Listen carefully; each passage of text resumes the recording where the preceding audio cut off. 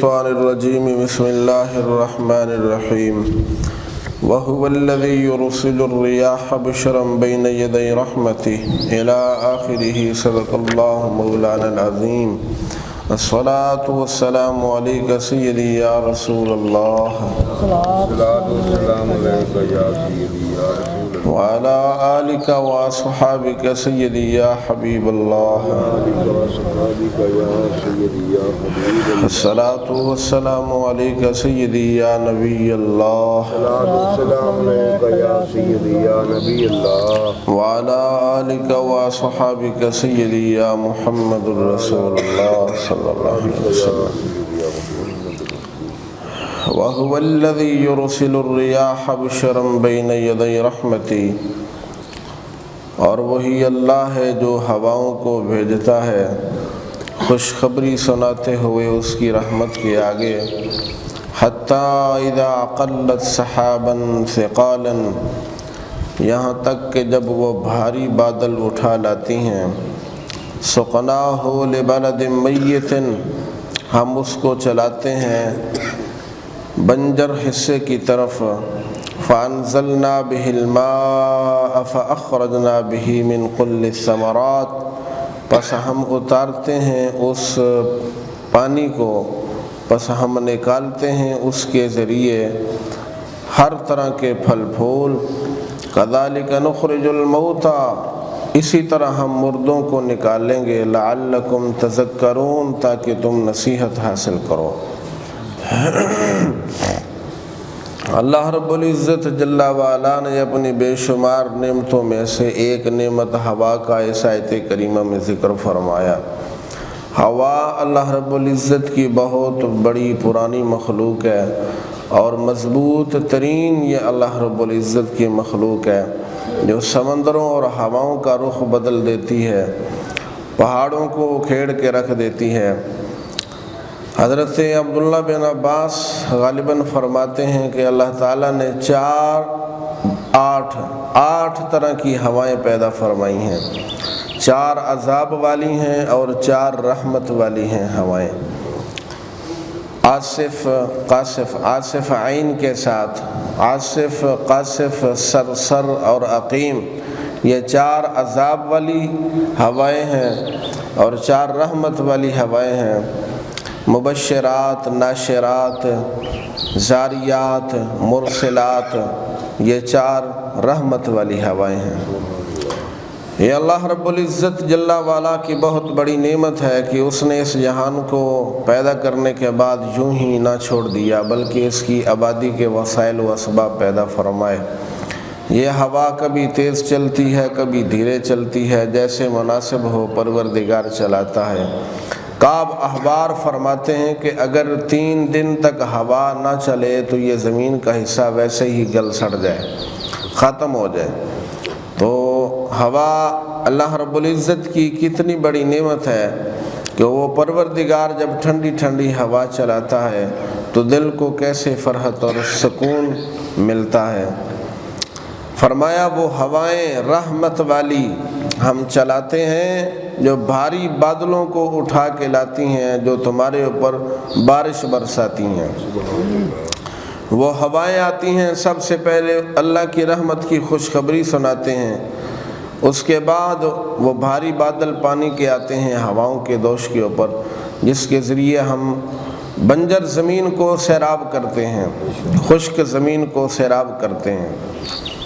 اللہ تعالیٰ کی نعمت ہے کہ نہیں ہے، سمندروں کا پانی بغیر کسی ٹیکس کے ہماری کھیتوں میں پہنچا دیتا ہے، ہمارے پاس آ جاتا ہے۔ نہر کے ذریعے سے، کھالے کے ذریعے سے پانی ہم تک پہنچے وہی سمندروں کا، تو اس کے اوپر تو معاملات ہیں، ٹیکس ہیں، پیسے ہیں۔ ٹیوب ویل کے ذریعے سے پانی لگائیں تو پھر بھی اس میں خرچ کرنا پڑتا ہے، لیکن اتنا اعلیٰ قسم کا پانی، لاکھ ہم یہ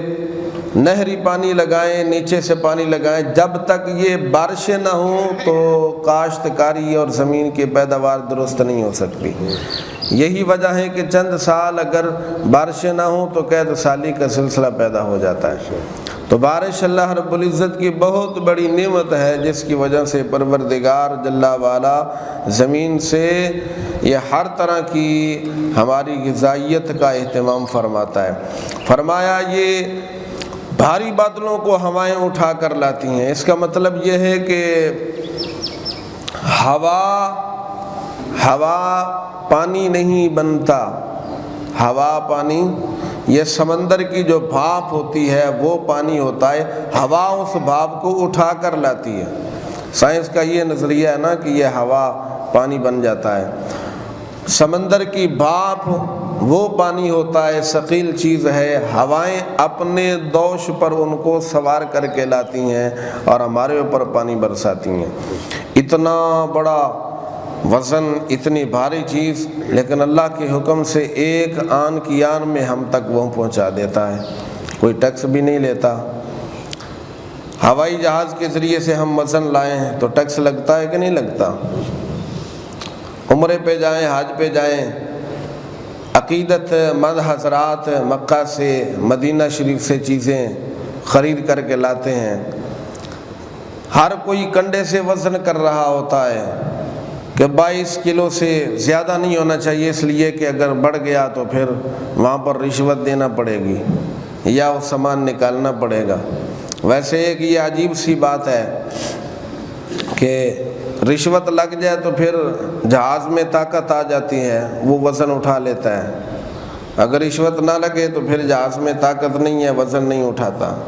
اور افسوس کی بات بھی یہ ہے کہ یہ کرتے بھی وہ لوگ ہیں کہ جن کا دعویٰ ہے ہم حدیث پر عمل کرتے ہیں۔ تم کسی امام کے پیچھے چلتے ہو، کوئی کسی امام کی پیروی کرتا ہے، کوئی فلاں کی ہے، سنیو ہم تو حدیث کے پیچھے چلتے ہیں، ہم حدیث پر عمل کرتے ہیں۔ پتہ نہیں میں نے کہا یہ عمل کس حدیث سے نکلا کہ اگر رشوت لگ جائے تو پھر وزن اٹھانے کی جہاز میں طاقت آ جاتی ہے، رشوت نہ لگے تو پھر وہ کمزور ہوتا ہے۔ بہر صورت ٹیکس لگتا ہے، لیکن پروردگار اتنی بھاری چیزیں ہواؤں کے دوش پہ سوار کر کے لاتا ہے، ہمیں عطا کرتا ہے، کوئی ٹیکس نہیں ہے۔ صرف یہی ہے کہ تم نصیحت حاصل کرو اور اپنے پروردگار کے شکر گزار بندے بن جاؤ۔ فرمایا وہ ہم ہواؤں کے دوش پہ سوار کر کے لاتے ہیں بنجر زمین کے حصے کی طرف، بس ہم اس کے ذریعے سے پانی برساتے ہیں اور ہر طرح کے پھل پھول نکالتے ہیں۔ کذالک نخرج الموتیٰ، نتیجہ یہ ہے کہ جیسے مردہ زمین سے ہم اس بارش کے پانی کے ذریعے سے سبزہ اگاتے ہیں اور زمین کی آبادی ہو جاتی ہے۔ اے انسانوں، جب تم مر جاؤ گے، ختم ہو جاؤ گے، مٹی ہو جاؤ گے، تو یہ نہیں ہے پروردگار قیامت کے دن دوبارہ نہیں اٹھائے گا، بلکہ کذالک نخرج الموتیٰ، اس سبزے کی طرح پروردگار تمہیں بھی قیامت کے دن اٹھا لے گا۔ لعلکم تذکرون، تاکہ تم نصیحت حاصل کرو، اٹھایا جائے گا، حساب ہوگا۔ حاسبوا انفسکم قبل ان تحاسبوا، دنیا کے اندر خود ہی حساب کر کے لاؤ، قیامت کے دن اللہ تعالیٰ کو تمہارے حساب کرنے کی ضرورت ہی پیش نہ آئے۔ کنڈے سے وزن کرتے ہیں، کہیں وزن بڑھ نہ جائے، بڑھے گا تو دو ہی صورتیں ہیں، یا تو رشوت لگائیں یا وہ وزن وہاں پر ہی چھوڑ دیں، وہ وزن جو زائد ہے وہاں پر ہی ہم چھوڑ دیں یا رشوت لگائیں، دو ہی صورتیں ہیں۔ اگر ہم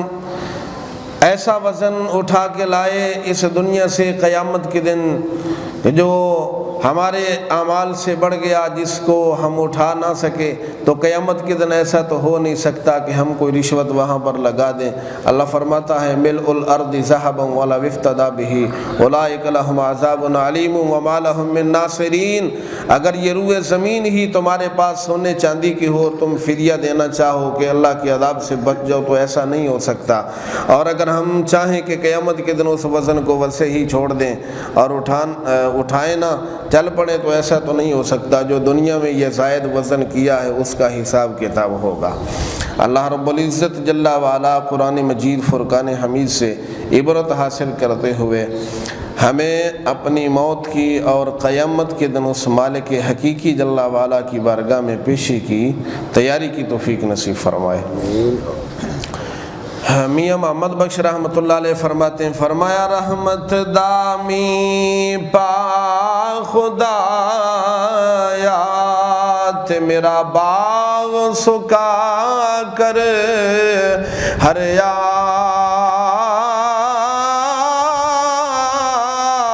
بوٹایا سے امید میری دا کر دے میوے پر یا تے رحمت دا دریا الہی مولا ہر دم وگدا تیرا